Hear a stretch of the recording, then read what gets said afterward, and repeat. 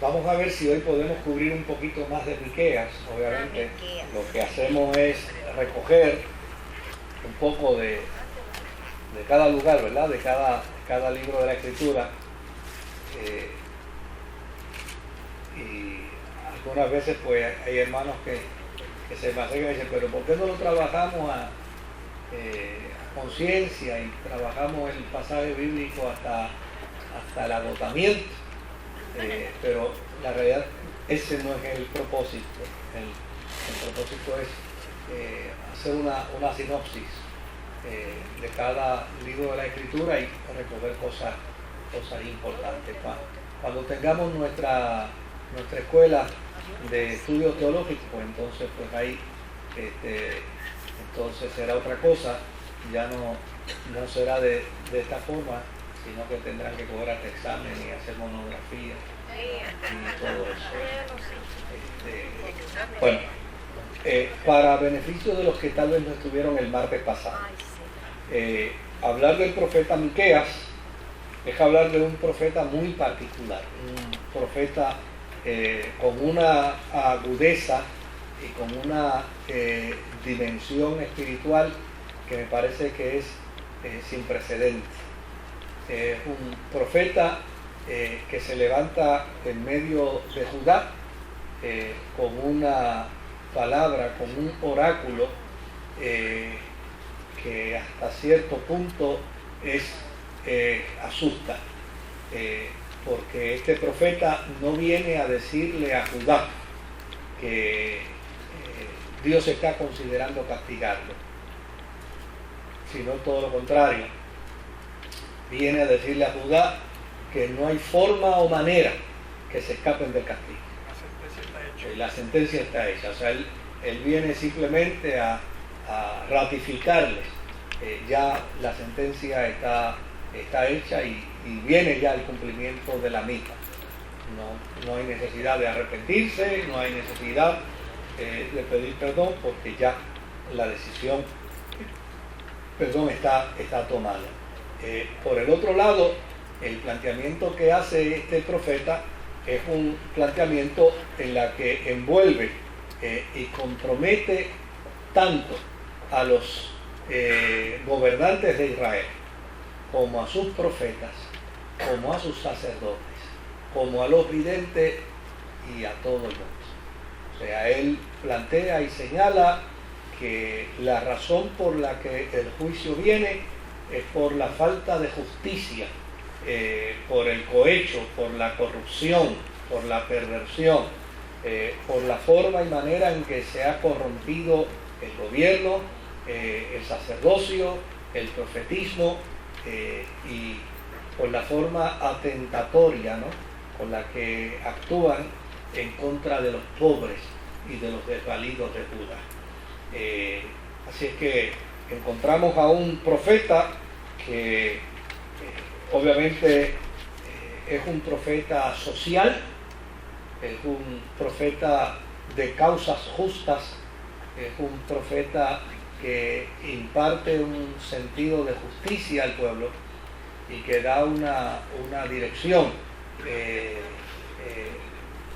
en términos de su oráculo bastante fuerte y bastante inflexible. Por el otro lado, planteábamos el hecho de que para los líderes que tiene Israel desde el punto de vista político, desde el punto de vista social, desde el punto de vista religioso, desde el punto de vista profético, Miqueas es una piedra en el zapato. Es alguien a quienes ellos no les hubiera gustado tener. Se sienten incómodos con el profeta y prácticamente se convierten en enemigos del profeta.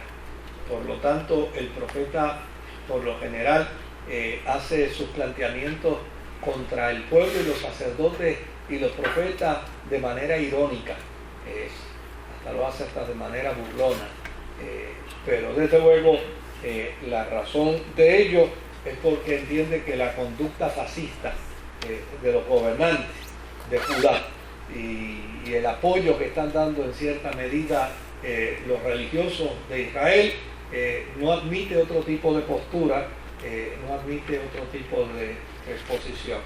No sé si vieron el programa, la reflexión del programa de esta semana, donde escribimos precisamente algo del profeta Miqueas, esa expresión donde dice: y a los niños le quitaron su dignidad. Y claro, eso cuando uno lo mira y lo ve, estremece, porque por el otro lado Miqueas es un profeta, a pesar de que es un profeta del siglo VIII antes de Cristo, es un profeta contemporáneo.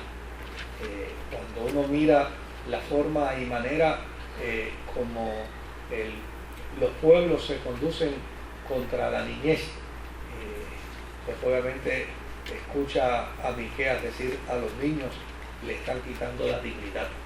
Y me parece que en esto guarda una relación bien directa con la forma y manera en que Miqueas ve la conducta del pueblo contra todo lo que es justo, contra todo lo que es honesto, contra todo lo que es de buen nombre. O sea, la razón por la que Miqueas le hace saber a Judá del juicio inminente es porque llana y sencillamente entiende que este es un pueblo de una servidura y de una intención totalmente malsana. Miqueas no le está diciendo a Israel, a Judá, que Dios los va a castigar. Miqueas lo que le está diciendo es que el castigo viene como consecuencia de su conducta. Es decir, una sociedad que hace cohecho, una sociedad que está corrompida, una sociedad donde la corrupción está a todos los niveles. Es interesante la crítica que hace a los profetas, ¿no? Dice: ustedes cuando tienen el estómago vacío profetizan de una manera, y cuando tienen el estómago lleno profetizan de otra manera, como queriendo decirle: ustedes profetizan de acuerdo a las prebendas que reciben. Es el mensaje, ¿no? Y señalábamos la semana pasada lo contemporáneo, ¿no? Porque a veces uno se asombra de unos líderes religiosos que hacen unos pronunciamientos en contra del gobierno, cuando el gobierno que está no es de su simpatía. Pero cuando el gobierno que está es de la simpatía de ellos, los líderes religiosos no se expresan en todo el cuatrenio, ni siquiera para bostezar. Y es interesante, ¿no? La cantidad de planteamientos y de señalamientos. Déjame hacer un paréntesis aquí. Había una Biblia extraviada, ¿verdad? La persona que está sentada a tu lado te puede dar información sobre el particular. A ver si, porque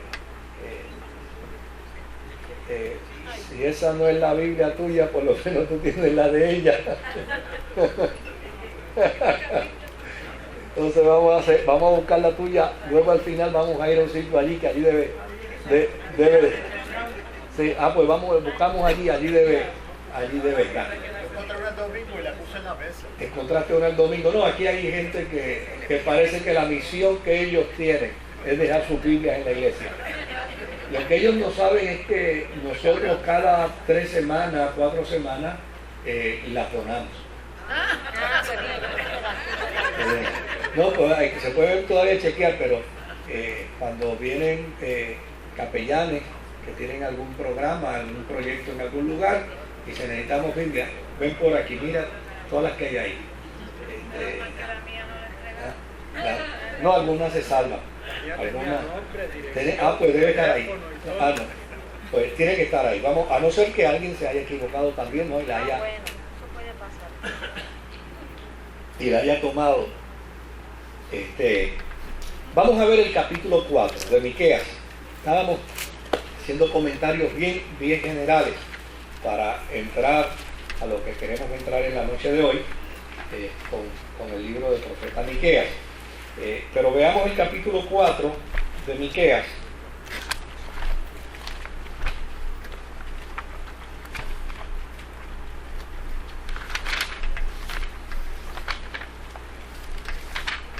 Ok. Y dice, en los últimos días, el monte del templo del Señor será puesto sobre la cumbre de las montañas y elevado por encima de las colinas. Entonces los pueblos marcharán hacia ella y muchas naciones se acercarán diciendo, vengan, subamos al monte del Señor, a la casa del Dios de Jacob. Dios mismo nos instruirá en sus caminos y así andaremos en sus sendas. Porque de Sión viene la instrucción, de Jerusalén la palabra del Señor. Dios mismo juzgará entre muchos pueblos y administrará justicia a naciones poderosas y lejanas. Convertirán en asadones sus espadas y en hoces sus lanzas. Ya no alzará su espada nación contra nación, ni se adiestrarán más para la guerra. Cada uno se sentará bajo su parra y su higuera, y nadie perturbará su solaz. El Señor Todopoderoso lo ha dicho. Todos los pueblos marchan en nombre de sus dioses, pero nosotros marchamos en el nombre del Señor, en el nombre de nuestro Dios, desde ahora y para siempre. En aquel día, afirma el Señor, reuniré a las ovejas lastimadas, dispersas y maltratadas. Con las ovejas heridas formaré un remanente, y con las desterradas una nación poderosa. El Señor reinará sobre ellas en el monte Sión, desde ahora y para siempre. Y tú, torre del rebaño, colina fortificada de la ciudad de Sión, a ti volverá tu antiguo poderío, la soberanía de la ciudad de Jerusalén. Ahora, ¿por qué gritas tanto? ¿Acaso no tienes rey? ¿Por qué te han venido dolores de parto? ¿Murió acaso tu consejero? Retuércete y puja, hija de Sión, como mujer a punto de dar a luz. Porque ahora vas a salir de tu ciudad y tendrás que vivir a campo abierto. Irás a Babilonia, pero de allí serás rescatada. El Señor te librará del poder de tus enemigos. Ahora muchas naciones se han reunido contra ti y dicen que sea profanada Sión, disfrutemos del espectáculo. Pero ellas no saben lo que piensa el Señor, ni comprenden sus designios, no saben que Él las junta como agavillas en la era. Levántate, hija de Sión, ponte a trillar. Yo haré de hierro tus cuernos y de bronce tus pezuñas, para que conviertas en polvo a muchos pueblos y consagres al Señor sus ganancias injustas, sus riquezas, al Señor de toda la tierra. Si usted observa este capítulo 4, es como un collage de profecías, ¿verdad? Y desde luego, lo que es más interesante es que se refiere a Sión en el sentido teológico. O sea, cuando en las Sagradas Escrituras el pueblo de Israel utiliza el término Sión, lo utiliza para hablar propiamente de Jerusalén.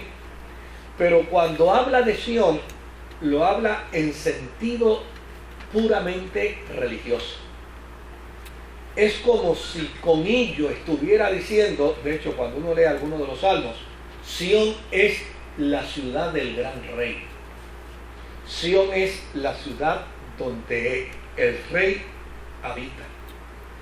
Cuando se habla de Sión, lo que implica con ello es que en Sión, en Jerusalén, Dios vive. Esa es la intención del término Sión, que lo vamos a encontrar muchas veces dentro de los salterios, ¿no? Dentro de los salmos. Y esa es puramente la implicación. Es una manera dulce, es una manera teológica, es una forma simbólica para hablar de Sión, pero no desde el punto de vista de la ciudad, no desde el punto de vista del pueblo o de la nación, sino del lugar donde Dios habita. ¿Ah? Sí, es un sentido teológico, es como si se encontrara un símbolo detrás de la expresión, un significado, ¿verdad?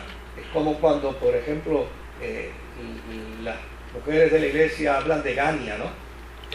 Que dicen, Gania es jardín de Dios, ¿no?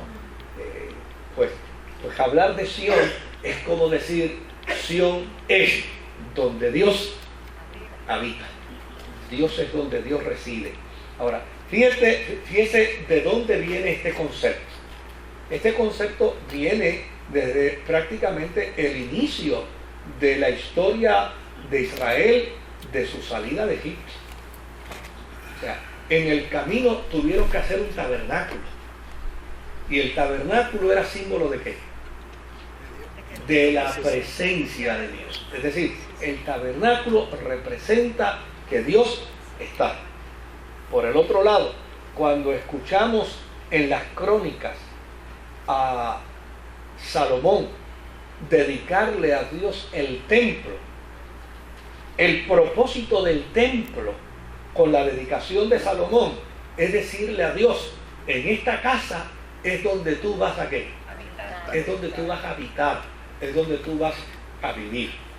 Desde luego, la crítica que hace Miqueas a Judá es precisamente que ellos dogmáticamente entienden que como Jerusalén se llama Sión y como allí está el templo del gran rey, pues ellos entienden que no importa lo que ellos hagan, no importa lo que ellos realicen, Dios va a estar allí.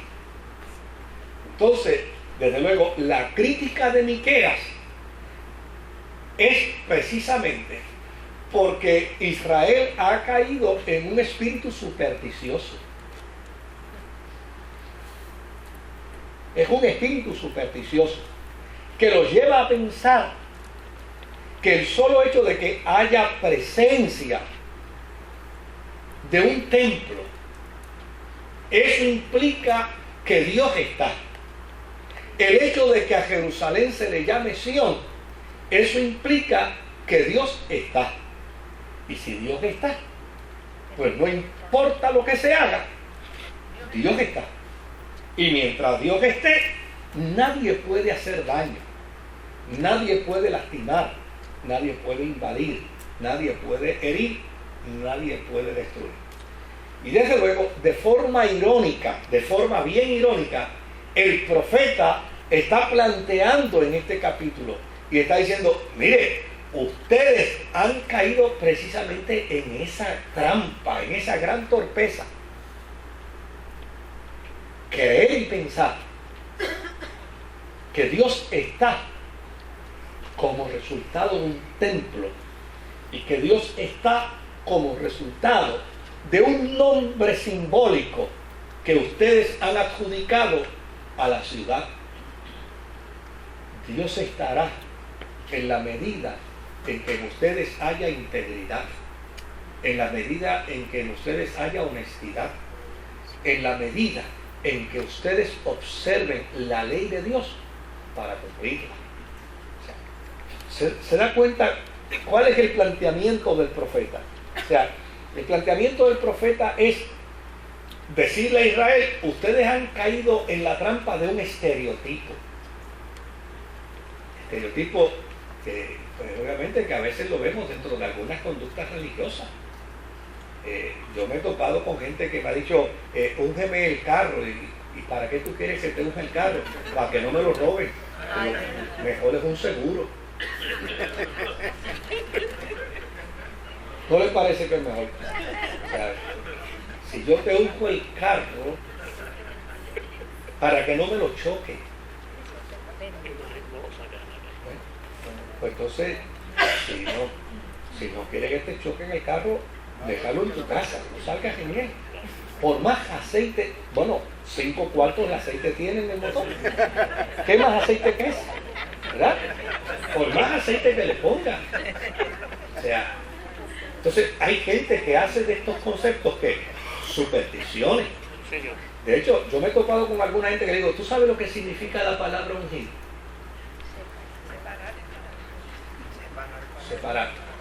Separar para el servicio a Dios.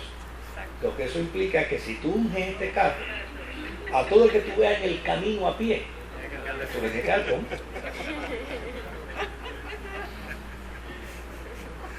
Si yo estoy a pie, me lo tienes que prestar.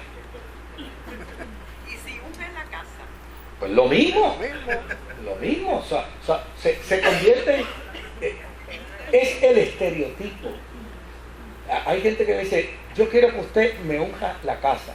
Y yo le digo, si podemos trabajar con lo que implica eso, separar esta casa para Dios, pues lo primero que tiene que hacer es que la primera regla es que aquí no deben haber discusiones nunca. No deben haber pleitos nunca. No deben haber palabras soeces nunca. No deben existir malas criadas. Estamos dedicando la casa a Dios. Entonces, muchas veces, ¿qué es lo que está acá atrás de la dedicación? Para que no se me meta un espíritu malo. Si el espíritu malo no se mete si yo no entro con él. ¿Se da cuenta? Para que no se nos meta una malicia. La malicia no entra si yo no la llevo. Le digo bienvenida, entra, esta es tu casa. Entonces, Miqueas hace un planteamiento interesante. Por eso digo que es un profeta contemporáneo, porque nos confronta. O sea, ¿qué es lo que se necesita para ser cristiano? ¿Un nombre denominacional? No. ¿Qué es lo que se necesita para ser cristiano? ¿Una declaración de fe de bautismo? No. Es el comportamiento, es la conducta, es la forma y manera como nos vamos a conducir. O sea, lo que me hace cristiano a mí no son los emblemas que yo pueda llevar. Lo que me hace cristiano a mí es mi conducta, la conducta que yo debo asumir donde quiera esté. Entonces, desde luego, Miqueas le hace saber a Israel, a Judá, de esto es que trata la fe. Ustedes piensan que ustedes pueden tener una casa donde Dios habita y un nombre que significa presencia de Dios eterna y permanente en esta ciudad, pero a fin de cuentas ustedes tienen una conducta que dista mucho ante el Dios que está aquí. No hace ningún sentido. Desde luego, la mente de los contemporáneos de Miqueas es tan obtusa, es tan torpe, que en lugar de sentarse a reflexionar, ellos siguen diciendo, no, ¿qué va? Esta es la casa de Dios, y si esta es la casa de Dios, aquí Dios nos protege. Esta es la casa de Dios, esto es Sión, y si hemos declarado esto Sión, en Sión nada nos pasará. Y desde luego, Miqueas les dice, sigan durmiendo ese lado, y sigan en sus actitudes corruptas, y sigan dentro de sus cohechos, y sigan dentro de sus injusticias, que no solamente vendrá el enemigo va llana y sencillamente a derribar a Jerusalén y va a destruir a Sión. Claro, para la mente de esta gente esto es imposible. Por esa razón Miqueas dice, señores, el juicio viene. Porque a fin de cuentas, ustedes no tienen capacidad de introvisión. ¿Ha oído la expresión de la introvisión, no? Ustedes no tienen ni siquiera la capacidad de introvisión. Ustedes tienen una obstinación con sus emblemas, que piensan que el resultado de la protección divina es como consecuencia de sus emblemas. No es así. Si ustedes no responden dentro del marco de una conducta cristiana, en el caso de Miquea obviamente no cristiana, sino dentro de la conducta de la ley, del pacto de Dios con ustedes, a la larga ustedes van a ver la ciudad hecha ruinas. Porque a fin de cuentas, toda confianza en el dogma de la ciudad de Sión y en el dogma del templo, que no vaya acompañada por una conducta moral recta y un ejercicio de vida cristiana íntegro, es inútil. Eso es como invocar el cuidado de Dios en nuestra vida y violar las leyes. Eso es como decir, yo voy para Mayagüez, Dios me cuida, por lo tanto, como Dios me cuida, voy a 90. ¿Verdad? Entonces, es partir de esa premisa. Y él les está diciendo, señores, no. Ahora, desde luego, dentro de su oráculo hay un testimonio de esperanza. Y en este caso, no es a la Sión que ellos han creado en sus mentes. Y no es al templo que ellos han creado dentro de su conceptualización dogmática, sino es a la Sión de la promesa. Y desde luego, el profeta le dice, van a Babilonia. Irremediablemente van a Babilonia. Irremediablemente la ciudad será destruida. Irremediablemente el templo será arrasado. Pero a Sión, no a la Sión del pensamiento estereotipado, del pensamiento supersticioso de Israel, sino a la Sión que fue concebida en su contexto teológico. Porque no es que Dios no haya habitado. Si Él ha habitado en el templo y si Él ha habitado en Jerusalén, el problema ha sido que tomaron lo santo y lo envilecieron, y tomaron lo extraordinario como si fuera ordinario. Eso es lo que plantea. Ahora, fíjese que todavía hay promesa de esperanza. Miqueas no cierra la esperanza. Miqueas abre la puerta de esperanza. Hay una Sión que va a ser sacada del cautiverio. Pero es aquella Sión que se encuentre en el corazón de los hombres que quieran practicar rectitud frente a Dios. De hecho, cuando uno ve el proceso post-cautiverio, ¿verdad? Cuando uno ve el proceso en el exilio, ¿qué es lo que uno descubre? Uno descubre a un Nehemías, y uno descubre a un Esdras, y uno descubre a unos individuos que dicen, no podemos negociar bajo ninguna circunstancia. Tenemos que responderle a Dios como Él quiere. Porque obviamente esa es la gente que representará a Sión. Y es la gente que representará precisamente al Dios que habita en el templo. De hecho, cuando uno mira al profeta Ageo, uno descubre que ahora la presencia de Dios, según el marco profético, según el planteamiento profético de Ageo, la presencia de Dios será más extraordinaria, como un edificio que está hecho canto. La gloria postrera vendrá a ser ¿qué? Mayor que la primera.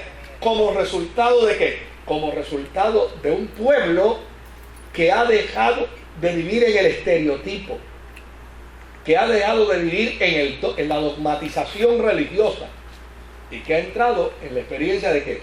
Del compromiso de su fe. Y a mí me parece que en eso Miqueas es espectacular.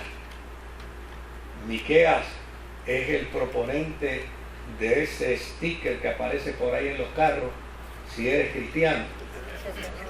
Ese te mata. Por poco nos lleva una que decía Jesús en el carro y tenía un montón de emblemas. Ajá. Y por poco nos lleva en el carro. Por poco te llevo.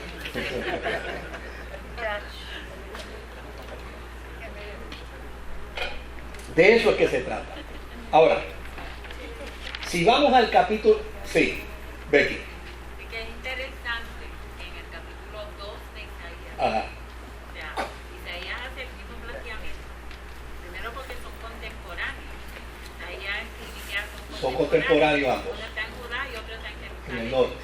Pero que entonces, en el caso particular de Isaías y Miqueas, se toma el capítulo 2, la introducción. Casi lo está citando, se están citando. Están citándose uno al otro la acción, pero también terminan en una, Miqueas termina o sea, empieza en el capítulo 5 mencionando específicamente la profecía de que de ti, Belén, saldrá un Salvador. Ahí vamos. Igual que Isaías, que en su momento, o sea, Sí. la acción no solamente, que es interesante el punto teológico, pero tiene un resultado que a pesar del juicio, en Isaías dice, de aquí saldrá una raíz.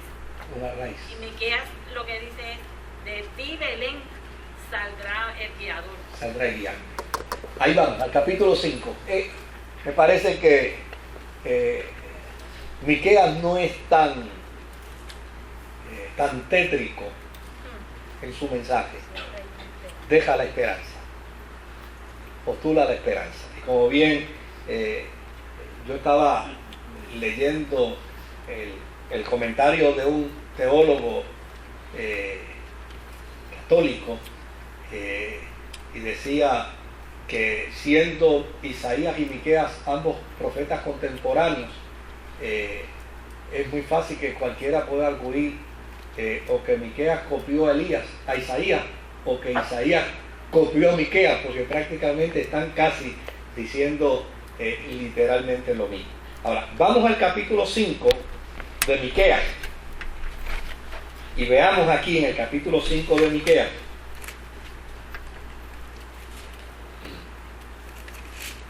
del verso 2 en adelante, porque el verso 1 todavía es parte del oráculo de juicio, ¿no? El verso 1 está diciendo: reagrupa tus tropas, ciudad guerrera, porque nos asedian. Con vara golpearán en la mejilla al gobernante de Israel, es decir, te darán en la cara. Pero en el verso 2 comienza ahora el mensaje de esperanza. Pero de ti, Belén, Efrata, pequeña entre los clanes de Judá, saldrá el que gobernará a Israel. Sus orígenes se remontan hasta la antigüedad, hasta tiempos inmemoriales. Por eso Dios los entregará al enemigo hasta que tenga a su hijo, la que va a ser madre, y vuelva junto al pueblo de Israel el resto de sus hermanos. Pero surgirá uno para pastorearlos, con el poder del Señor, con la majestad del nombre del Señor su Dios. Vivirán seguros, porque Él dominará hasta los confines de la tierra. Él traerá la paz. Si Asiria llegara a invadir nuestro país para pisotear nuestras fortalezas, les haremos frente con 7 pastores y aún con 8 líderes del pueblo. Ellos pastorearán a Siria con la espada, con la daga, a la tierra de Nimrod. Si Asiria llegara a invadir nuestro país, si llegara a profanar nuestras fronteras, Él nos rescatará. Será el remanente de Jacob en medio de muchos pueblos, como rocío que viene del Señor, como abundante lluvia sobre la hierba, que no depende de los hombres ni espera nada de ellos. Será el remanente de Jacob entre las naciones, en medio de muchos pueblos, como un león entre los animales del bosque, como un cachorro entre las ovejas del rebaño, que al pasar las pisotea y las desgarra, sin que nadie pueda rescatarlas. Levantarás la mano contra tus enemigos y acabarás con todos tus agresores. Esto afirma el Señor: en aquel día exterminaré tu caballería y destruiré tus carros de guerra. Exterminaré las ciudades de tu país y derribaré todas tus fortalezas. Pondré fin a tus hechicerías y no tendrás más adivinos. Acabaré con tus ídolos y con tus monumentos sagrados. Nunca más volverás a postrarte ante las obras de tus manos. Arrancaré tus imágenes de acera y reduciré a escombros tus ciudades. Con ira y con furor me vengaré de las naciones que no me obedecieron. Bien, todo este planteamiento profético del capítulo 5 lo vamos en alguna manera a resumir propiamente con el versículo 2, ¿verdad? Y la implicación de esto. Ahora,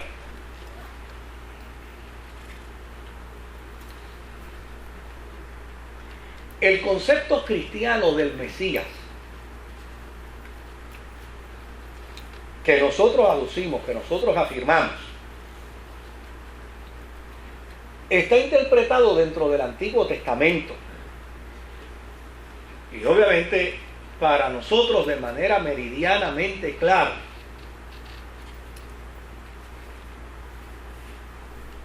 Todo lo concernido al concepto Mesías del Antiguo Testamento, para nosotros tiene validez y tiene fuerza y tiene relevancia en la persona de Jesús. Eso no admite discusión en el pensamiento cristiano. Ahora, ¿por qué no admite discusión?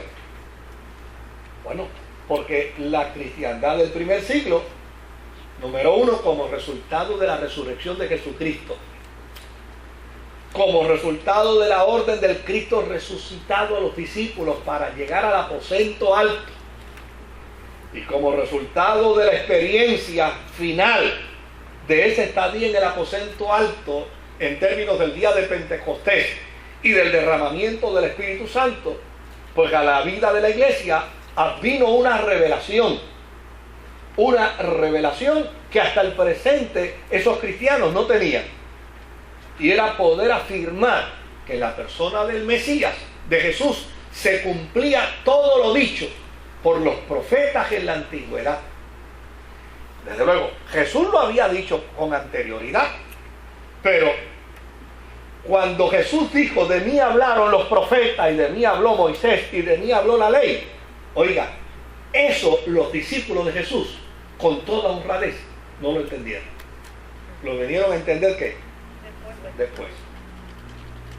Por lo tanto, esté bien lo que les voy a decir. Nosotros afirmamos la verdad del Mesías presentado en el Antiguo Testamento, pero tenemos que hacernos una pregunta. Cuando en el Antiguo Testamento, en pasajes como en el de Miqueas, se habla del Mesías, la audiencia que escucha ¿entenderá lo que se está diciendo? La respuesta más franca y más honesta es no. Es no. Ese término ungido del Señor en hebreo Mesías, en griego Christos, ¿verdad? No necesariamente se entendía por el pueblo. Aún pudiéramos decir más, no necesariamente se entendía por el profeta. Como un concepto puro y simple del Mesías, que afirma la cristiandad del primer siglo, existe en los oráculos y en los planteamientos antiguos testamentarios, incluyendo el de Génesis. No lo podemos ver de esa manera. Tenemos que verlo dentro de la realidad del contexto como era entendido entonces.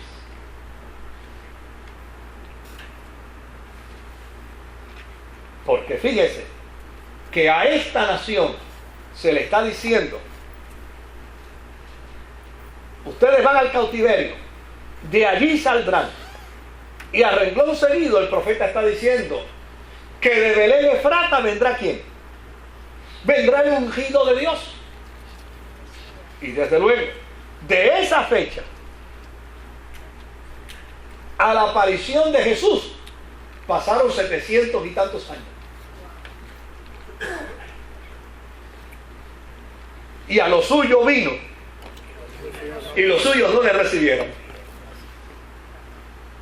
O sea, que no solamente han pasado 2700 y pico de años, y todavía Israel está sin ¿qué? Sin su Mesías profetizado. Entonces, esto nos obliga. Y claro, yo no voy a hacer un ejercicio profundo, pero sí me gustaría que hagamos un ejercicio pues, propio y práctico de esto. No para encontrar escollos a nuestra fe, sino para ver, ¿verdad? Porque hoy cuando yo digo carro, estoy pensando en un vehículo, ¿verdad? Pero 100 años atrás, cuando alguien decía, ven el carro, ¿verdad? Estaba hablando de qué? El carro de buey, o el carro de caballo. O sea, lo que figuraba como resultado de la expresión no es lo que hoy yo figuro como resultado de la misma expresión. Por lo tanto, cuando este profeta allí dice, pero tú Belén Efrata, ¿verdad? La más pequeña, la más insignificante, tendrá el gran privilegio que de ti vendrá el ungido, vendrá el Mesías. Pues en aquel contexto, eso probablemente en la mente del profeta y en la mente de los que escuchaban la profecía, probablemente pensaban en el sentido de la inmediatez.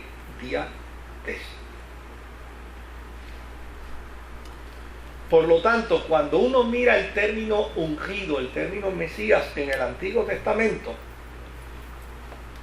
nos obliga primero a pensar como ellos pensaban. Claro, ¿qué probablemente quería decir el profeta a Sión en aquel momento? Pues mira, pudiera muy bien decirle: Sión, vendrá sobre ti una época de prosperidad que será inaugurada por Yahvé, gobernando como rey de esta tierra. O probablemente le decía: Sión, en la eventualidad se levantará entre ustedes un líder que no sea como estos corruptos, que levante, que hierga, que lleve a Israel al propósito de Dios. Y de hecho, no pudiéramos negar que dentro de esas funciones mesiánicas, en el entendimiento hebreo, ¿sabe? El entendimiento del judío, no pudiéramos negar que dentro de esas concepciones mesiánicas pudiera estar Nehemías, pudiera estar Esdras. Hombres que en el proceso levantaron ¿qué? Levantaron la imagen de la nación y la llevaron precisamente al propósito de la experiencia de la fe en el Dios de Israel. Cuando Esdras le lee el Antiguo Testamento, aquella gente se bebió las lágrimas, la emoción, escuchando la lectura de las Escrituras, ¿no? Ahora, esto no niega que por el otro lado, escatológicamente, Israel aguarda un Mesías, aguarda una figura mesiánica, por una sencilla razón, porque esta no es la primera crisis de Israel. Esta es una crisis más de las muchas tantas que Israel ha tenido. Y como consecuencia de ello, Israel no piensa que va a vivir de crisis y triunfo, de crisis y triunfo, de crisis y triunfo. No, el pensamiento de Israel es que un día vivirá triunfos y nunca más tendrá ¿qué? Y nunca más tendrá crisis. Ese es el pensamiento escatológico de Israel. Ahora, por el otro lado, Israel tendría que estar viviendo una frustración. Cada vez que aparece entre nosotros un ungido, pues este ungido levanta a la nación, como lo podemos ver en los jueces, levanta a la nación echa para adelante, y más adelante la nación vuelve ¿qué? De picado. Se vuelve de nuevo y aparece otro ungido y levanta a la nación, y la nación echa para adelante, pero más tarde vuelve de nuevo ¿qué? De picado. O sea, en el pensamiento escatológico de Israel, no, ellos están pensando en otra cosa. Ellos están pensando, llegará el día en que aparecerá uno que levantará a Israel y nunca más ¿qué? Nunca más volverá a caer. ¿Qué estoy tratando de hacer, queridos? Estoy tratando de reconciliar dos pensamientos teológicos en nuestra mente.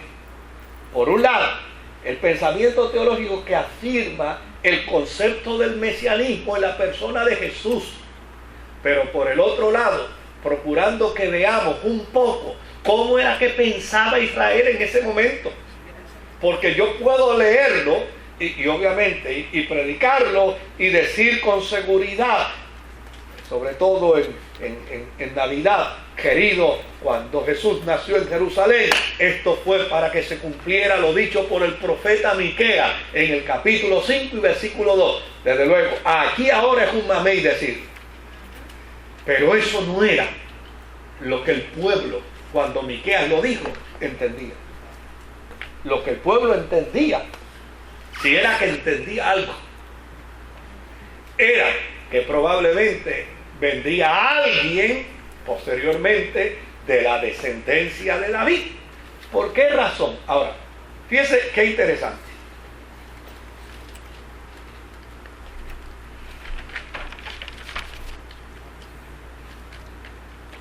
El término ungido en el Antiguo Testamento fue utilizado también para individuos. De hecho, en todo el pensamiento deuterocanónico que cubre los libros de Josué, Jueces, Primera y Segunda de Samuel, Primera y Segunda de Reyes, cualquier rey que sea descendiente de la línea davídica es considerado como un ungido, tanto en el pasado, como en el presente, como en el futuro. De hecho, cuando leemos algunos salmos referentes a la persona de David, se le llama ¿qué? Se le llama el ungido. Y si se le llama el ungido, obviamente se le está llamando ¿qué? El Mesías. Porque el término Mesías en hebreo lo que significa es eso, el ungido. Ahora, ¿qué cosas se debaten aquí? Por un lado, se debate el pensamiento natural del pueblo. Y por el otro lado, se debate el concepto de una inspiración que adviene como resultado del espíritu de Yahvé, que le habla al profeta, y el profeta plantea y el profeta declara, probablemente sin comprensión alguna, o tal vez con una comprensión inmediata, pero no con una comprensión ¿qué? Con una comprensión futura, como para pensar que 750 años después es que se va a cumplir lo dicho por este oráculo profético. No sé si me estoy haciendo entender. Amén. ¿Niega esto la realidad de Jesús como el Mesías? No, no y no. La expectación mesiánica de Miqueas no es el resultado de su decepción con la monarquía de Jerusalén. La expectación mesiánica de Miqueas es el fruto de una fe firme en la fidelidad del Dios de Israel, que le ha prometido eternamente y para siempre una descendencia davídica que en algún momento dado llevará a Israel a una relación eterna de paz. Y mientras eso no acontezca, Israel podrá estar esperando un Mesías, 2 Mesías, 3 Mesías. Y de hecho, en la teología paulina y en la teología de la cristiandad, el Mesías nuestro pasó y para efecto ese no era el Mesías. La sorpresa se la llevarán después. Cuando reconozcan al Mesías y descubran que al que reconoce el Mesías es al mismo que ellos que crucificaron. ¿Se da cuenta del planteamiento? O sea, yo no estoy pretendiendo retarlos a ustedes para una postura antagónica a la fe, sino todo lo contrario. Vamos a mirar desde el punto de vista de ese contexto histórico, cómo se entendía. Ahí es donde ahí es donde Israel se va a llevar la gran sorpresa. Porque probablemente cuando ellos salieron del cautiverio dijeron, bueno, pues el profeta dijo que vendría un Mesías y nos levantaría. Pues apareció uno y nos defraudó. Pues tal vez no era ese, vamos a esperar el otro, y nos defraudó. Y por ahí ha seguido Israel viviendo tras una esperanza tras otra, una esperanza tras otra. Y llegó Jesús. Y tampoco. No es el Mesías. Pero cuando regrese y establezca paz, descubrirán entonces que ese Mesías fue el que crucificaron.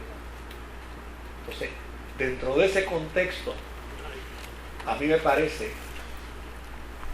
que la afirmación mesiánica de Jesús es más grande, es más contundente. Porque a fin de cuentas, ¿qué es lo que le va a decir? ¿Qué es lo que le va a decir nuestro amigo Miqueas a la gente de Jerusalén?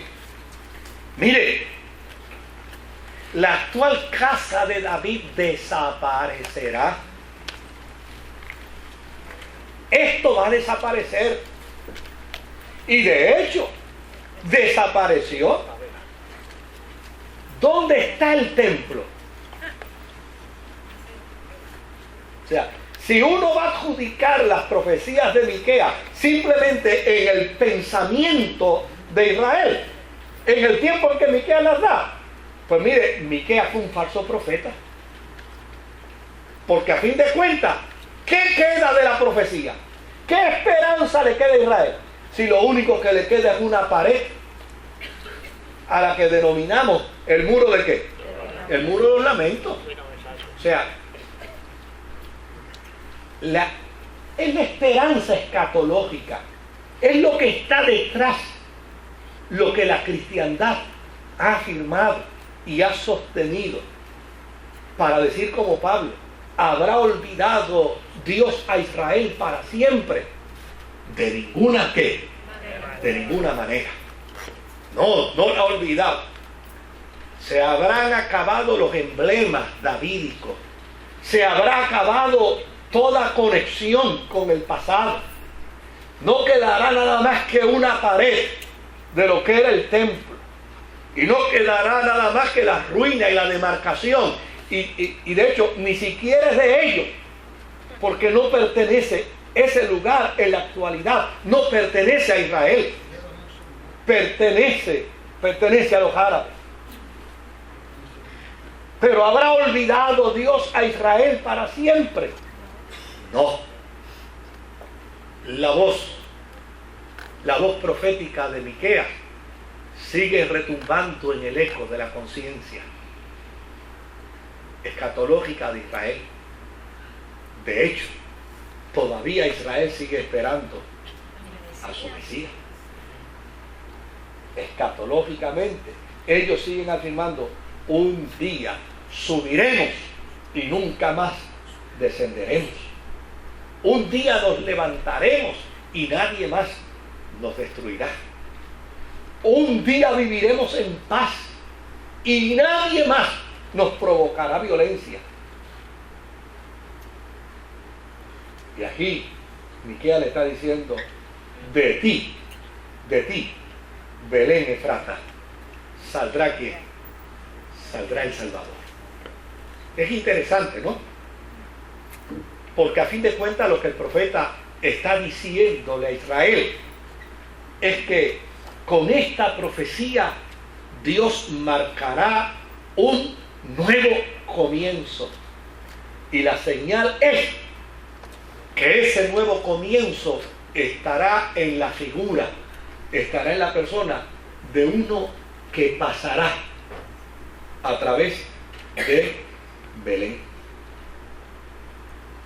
Y desde luego, Mateo y Lucas, que están, Mateo y Marcos, perdón, que están enfocados precisamente en ese contenido, cuando comienzan a narrar el nacimiento de Jesús, afirman y declaran que esto era para que se cumpliese lo dicho por qué, por los profetas. Desde allí vendría el Salvador. Adelante. Que el pensamiento de ellos veo que se parece al pensamiento nuestro. También nosotros tenemos una promesa que vamos para reinar con Jesús. Uh-huh. Y va a ser un periodo de un gran esplendor, como ellos también que lo están esperando. Desde luego. O sea, yo creo que esto lo pudiéramos aplicar a la dimensión de nuestra fe en ese sentido. Pablo dice que si solamente nos conformamos con recibir lo que aquí estamos esperando, seríamos los seres más dignos de ¿qué? De conmiseración, porque a fin de cuentas nuestra esperanza está también en una dimensión escatológica. O sea, así como Israel tiene una esperanza en una dimensión escatológica, la iglesia también tiene su esperanza en esa misma dimensión. Claro, desde luego, no como resultado, ¿verdad?, de nuestro hermanito de allá de California, que hoy leí en el periódico que admitió que se equivocó, pero en octubre, bendito el Señor, pero óyeme, yo me reía muchísimo, obviamente, ni yo lo conozco personalmente a él, ni él me conoce personalmente, pero yo entablé un diálogo con él a través del periódico. Y el chico, pero yo te estoy ayudando para sacar la pata que metiste, y he ido a la radio, he ido a la televisión, y todavía tú insistes en seguirte complicando. Pues ahora él dice que no, que no hizo los cálculos bien. El chico ya está bien. No, es que yo no calculé bien, pero salí del motel donde me escondí con mi esposa y ya descubrí dónde fallé. Fueron unos cálculos que no hice con precisión. Realmente no era el 21 de mayo, era el 21 de octubre. Lo que pasa es que ahora, pues obviamente ya no tiene capital. Decenas de millones de dólares. Yo no sé si usted vio, pero yo quiero que usted sepa que esta promoción no fue en Estados Unidos nada más. esta promoción fue en toda Europa, esta promoción fue en todos los continentes, en todos los continentes. O sea, aquí se invirtieron millones de dólares. ¿Sí? O sea, no es en ese sentido, pero nuestra esperanza escatológica es similar, como plantea, es similar a ese pensamiento antiguo de Israel. Es similar, es una esperanza que adviene como resultado de un Dios que ha hecho promesas. Y desde luego, lo que nos hace acepto ante su presencia es creer en sus promesas. Es creer en sus promesas. Lo que Pablo plantea cuando dice, cuando este tabernáculo se deshiciere, en Dios tenemos que un edificio no hecho de mano. Mire, es un planteamiento de fe. El que yo pueda, yo fui una vez a visitar a un querido pastor que yo sustituí como pastor en Trujillo Alto, y lo fui a visitar al hospital porque le habían amputado las 2 piernas. Y cuando llegué, contento, alegre, me dijo, estoy feliz, ya mandé las piernas adelante.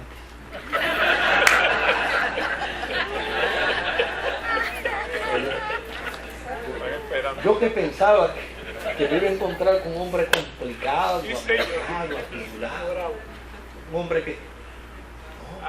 Me dijo, Moisés, ¿qué tal, hijo? ¿Cómo tú estás? Pues bien, y usted, yo estoy feliz. Imagínate, ya mandé las piernas adelante. Es esa fe escatológica que no está validada por un documento, está validada por creerle al Señor, está validada por la fe. Y en ese sentido, a mí me parece que el poder considerar las 2 fuentes no es, claro, por lo general, ¿qué hacen los teólogos? Pues se ajustan a una. Pues yo he leído una serie de teólogos, obviamente, que dicen, no, muchachos, esto no tiene que ver nada con ningún Mesías. Es que Israel le llamaba Mesías cualquiera que viniera luego a resolver los problemas. Y otros que dicen, no, aquí está el Mesías revelado y presentado, y entonces cada uno empieza con sus discursos, ¿no? A plantear pros y contras, ¿no? O sea, ¿cómo uno puede pensar en esto y ver real? Porque yo no puedo dejar de pensar, o sea, por lo menos de intentar buscar la manera de pensar como pensaba la gente de aquel tiempo. Porque la profecía no fue dada para hoy, la profecía fue dada ¿para quién? Para aquella gente. Pero ¿estaba dada en el vacío? No estaba dada en el vacío. Porque desde que Dios le hizo promesa a Abraham, le hizo promesa de una nación que iba a ser eterna. ¿Sí? ¿Y qué era una nación? Que inclusive se expandiría a conformar que todas las naciones, a integrar todas las naciones. Desde luego, cuando la cristiandad del primer siglo, llena del Espíritu Santo, empieza ahora, es como si una venda se le cayera de los ojos y dijera, ¿y dónde podemos aplicar todo este pensamiento escatológico de Israel? Está aquí, en la persona del Mesías. Por eso para la iglesia del primer siglo no le tiembla el pulso cuando dice, y esto fue dicho para que se cumpliera lo dicho, lo expresado por el profeta X, Y, Z, R, P, el que fuera. No le tiembla el pulso, porque llana y sencillamente en ellos hay convicción profunda que el pensamiento escatológico que subyace en Israel, y subyace en Israel no meramente desde la perspectiva de Abraham, sino desde el momento mismo en que ellos comienzan a definir el pensamiento teológico, su relación con Dios, desde el momento del Génesis mismo. Ese pensamiento escatológico subyace, concluye, termina, se aprueba, se afirma en la persona de Jesús. Adelante. Una peculiaridad que yo siempre he visto del pueblo de Israel y Sí. comparándonos hacia nosotros Ajá. en ese aspecto es que a mí nunca me ha gustado criticar al pueblo de Israel por esa razón. Cuando llegamos a pensar de donde ellos están viviendo, ellos tienen una base fundamentada en una ley que son todas esas Sí. promesas. Claro, al no verlas cumplirlas en ese tiempo, es racional que logren pensar hasta el día de hoy de esa manera. Claro. A diferencia de nosotros, no teníamos ley, no hay fundamento. Nos es revelado esta esperanza sin ninguna Amén. base de nada. Es solamente, estamos perdidos, no tenemos ley, no hay un mensaje y nos llega repentinamente por la iluminación del Espíritu la revelación de ese Mesías. ¿Ves? Con la ley, con los profetas, con lo que hemos escuchado. ¿Sabes? Para mí es precioso Claro que la sí. bendición que nosotros tenemos. Claro que sí. Tenemos una bendición. Bueno, somos bienaventurados según las Escrituras, porque nuestra fe no radica en lo que hemos visto. Nuestra fe radica precisamente en la raíz cuadrada de la fe, el creer. O sea, nuestra dimensión. Por eso el cristiano no tiene por qué subestimarse. Yo estaba compartiendo con una iglesia la semana pasada, ¿verdad? Estas corrientes modernas que hoy en día vienen, con las que yo, pues obviamente en una relación de amistad y de confraternidad yo no tengo ningún problema. Yo no tengo ningún problema en compartir con los mesiánicos, ni tengo ningún problema en llegar a una comunidad de fe y ver el sofá y allá haciendo el ruido que hace, ni tengo ningún problema con las danzas judías ni nada, pero yo no tengo que caminar hacia atrás.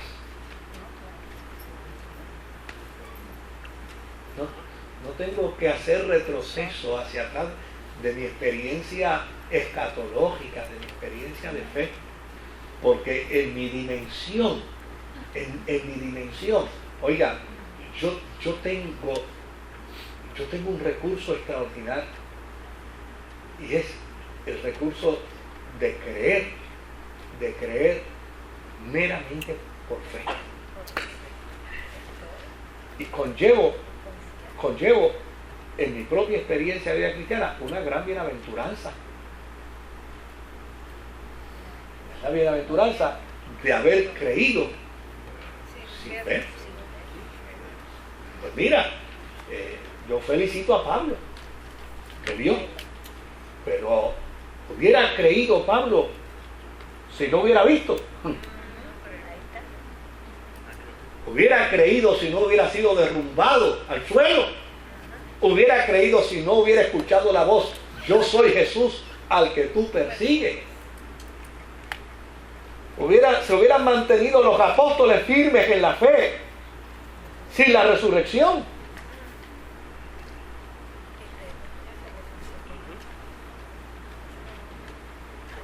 Hubiera seguido camino de Emaús y cada cual se hubiera ido a lo suyo. O sea, el testimonio de ellos es extraordinario, pero el testimonio de la iglesia, del creyente, es maravilloso. Por eso no debe ser mezclado dentro de una experiencia esotérica, por llamarle de alguna forma. A mí me encanta esa expresión de Pablo: mira, si vivo, para él vivo; si muero, para él muero; sea que viva o sea que muera, yo soy del Señor. O sea, soy de él si estoy sano, y si estoy enfermo, soy de él. Soy de él si recibo un favor, y si no lo recibo, soy de él. Soy de él si todo está bien, y si todo está mal, yo soy de él. O sea, ese a mí me encanta, ¿sabe por qué? Mire, a fin de cuentas, cuando Pablo hace ese planteamiento, lo que él está diciendo es bien escandalizador para muchos. Pasa que, ¿sabe lo que le está diciendo, verdad? Mire, yo soy tan de él, que el diablo no me puede separar de él, ni él mismo me puede separar de él. Y a mí me encanta ese planteamiento. O sea, yo soy tan de Él. Fíjese que Él comienza diciendo, por lo cual estoy, ¿qué? Estoy seguro. Por lo cual estoy seguro. O sea, mi convicción de fe me lleva a esta decisión de que el diablo ni las circunstancias adversas me pueden separar de Él, ni aun si Él mismo quisiera separarme de Él. No puede. Yo soy de Él.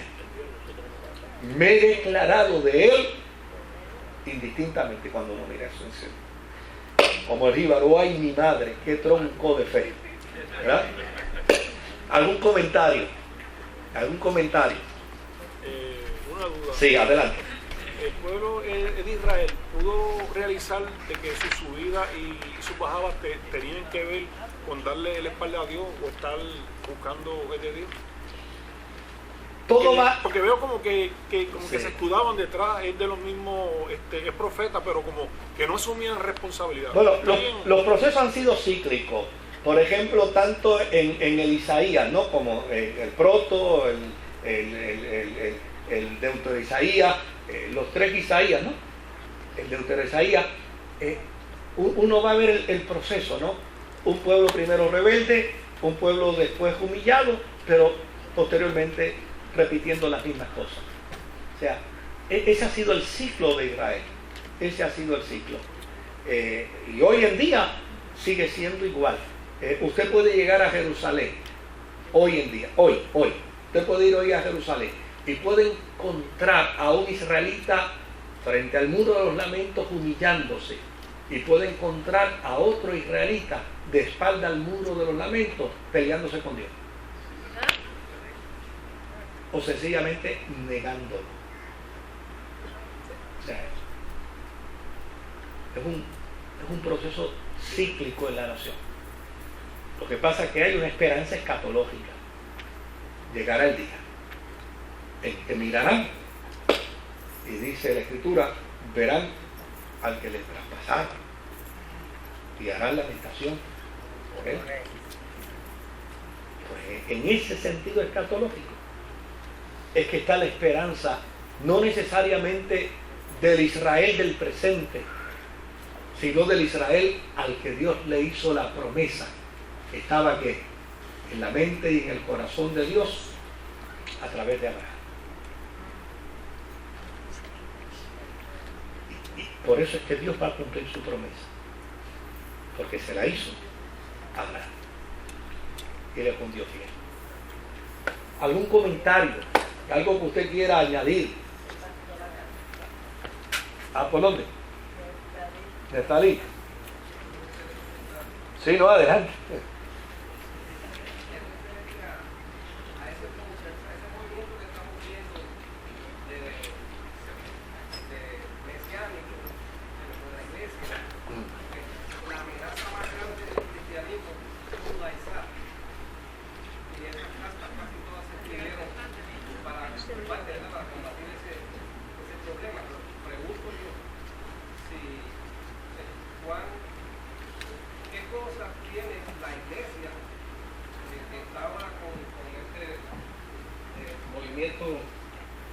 Mesiánico. Sí. O sea, ¿cuánto absorbe la iglesia de lo cultural? ¿Van a ser prosélitos? ¿O cómo es la mezclita? Si es que yo pregunto por si acaso ha venido, Sí. ¿verdad? Conocimiento a... Sí. Mira, se da en diversas formas. Yo he conocido personas que han entrado a la experiencia cristiana, o sea, han vivido la experiencia cristiana, luego confesaron su fe en el Señor, vivieron la experiencia evangélica. De la experiencia evangélica saltaron a un movimiento mesiánico, y del movimiento mesiánico saltaron a hacerse judíos, cambiarse el nombre y declararse judíos en su totalidad. O sea, yo los he visto desde acá hasta el otro extremo, ¿no? Por el otro lado, he visto cristianos que han abrazado la experiencia judía dentro del contexto mesiánico, es decir, nosotros somos representantes de ese Israel que en alguna medida ha aceptado a Jesucristo como el Mesías. Y desde luego, pues obviamente desarrollamos una liturgia judía, pero afirmamos nuestro mesianismo. De hecho, la ciudad donde más se puede ver esto es en Nazaret, que es una pequeña ciudad de unos 10.000 habitantes, y la inmensa mayoría de los que allí viven son cristianos. Muchos de ellos cristianos católicos ortodoxos y judíos mesiánicos. Obviamente pues conviven mejor ahí que yéndose a otro lugar donde los judíos no quisieran ver a un judío mesiánico, porque eso ellos no lo entienden. O eres cristiano o eres judío, pero no puede ser las dos cosas a la misma vez. Ahora, y ellos siguen observando, por ejemplo, la fiesta. Sí, observan la fiesta, sí, todo eso. Sí, todo eso. De hecho, está el tercer grupo, que tal vez el que más estamos acostumbrados a ver, que es el grupo de creyentes que de alguna manera se vinculan al Antiguo Testamento como parte de un proceso empático, ¿no? Por llamarlo de alguna forma. Y entonces participan de ciertos procesos de la liturgia, donde entran las experiencias de las danzas, donde entran las experiencias de algunas prácticas litúrgicas, un poco, ¿verdad?, revestidas de forma cristiana, y desde luego están muy pendientes al almanaque judío, porque cuando llega más o menos el mes de octubre, pues entonces Israel celebra toda su fiesta, entonces arrancan por ahí, ya usted va a empezar a escuchar las promociones, viaje a Israel porque se va a celebrar la fiesta, que es el de los tabernáculos. Entonces se mueve toda la gente, ¿no?, a ese tipo de experiencia. En lo personal, mire, cuando uno hace un estudio exhaustivo de la experiencia litúrgica de Israel, es interesante, ¿verdad? Porque en la liturgia de Israel, finalmente a las mujeres se les despojó de toda participación, al punto de que en Israel los levitas no tenían a una sola mujer cantando, ni tenían a una sola mujer tocando un instrumento. No. O sea, esta experiencia se revive con Jesús. Entra en otra dimensión con Jesús. Claro. Si la gente entendiera el concepto litúrgico de Israel, pues no haría lo que hacen, pero lo hacen más bien como una cuestión folclórica. Y obviamente pues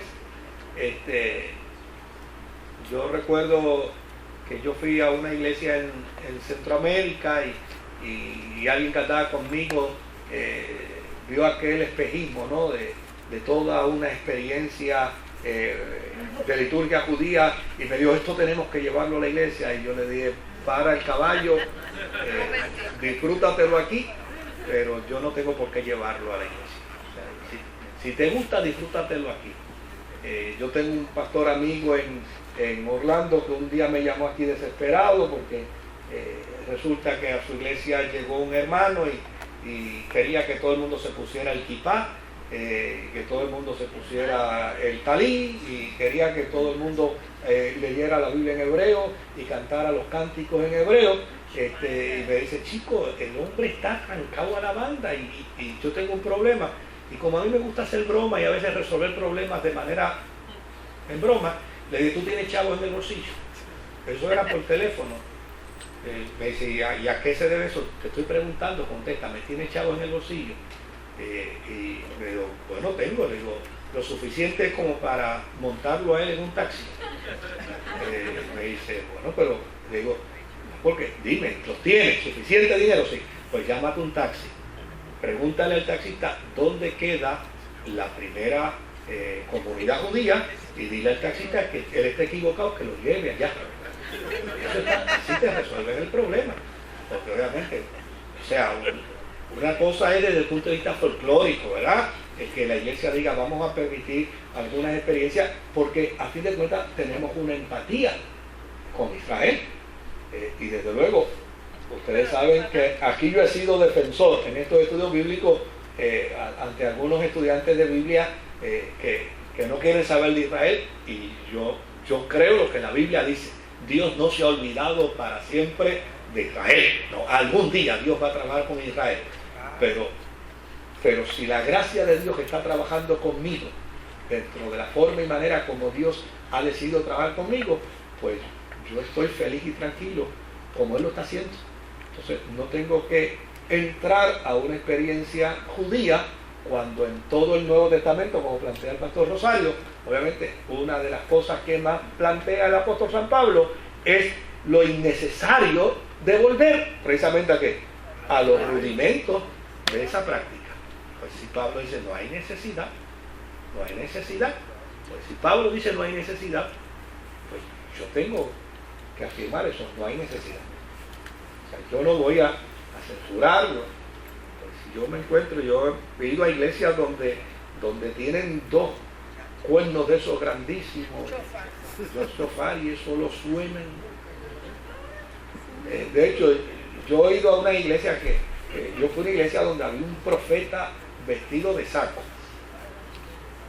Y entonces de repente, cuando la cosa bajaba un poquito, así como ahora, el profeta se levantaba y corría por una esquina y corría, y todo aquello volvía de nuevo, y una efervescencia terrible.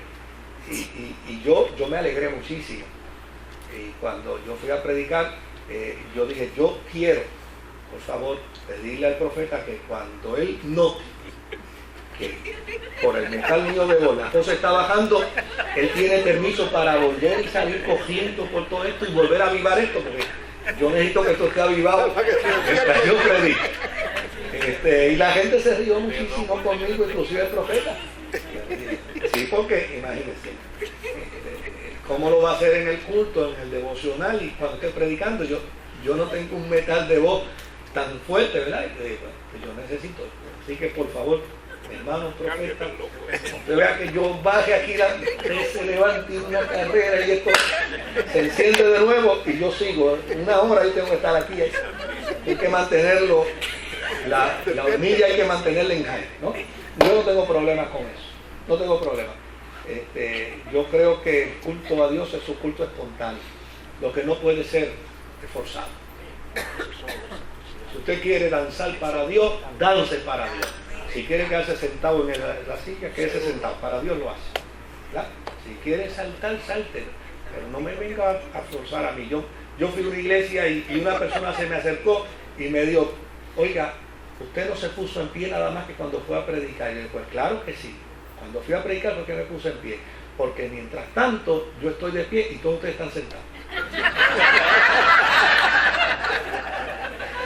Y no es justo que yo esté de pie con ustedes, los mismos ustedes están de pie, y después yo me suba y esté de pie 1 hora. Y ustedes estén sentados ahí. A mí me parece que eso no es justicia. Se echó a reír. Claro, sabrá Dios qué pensó por dentro. Pero de eso se trata, ¿no?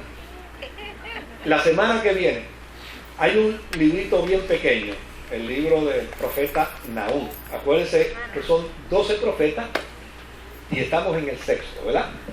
Pues vamos a coger el 7º, a lo mejor a Nahum pues lo podemos trabajar tal vez más de solito. Fíjense, le estoy dando 3 minutos. Yo espero que no me los descuenten. Nos ponemos en pie y oramos.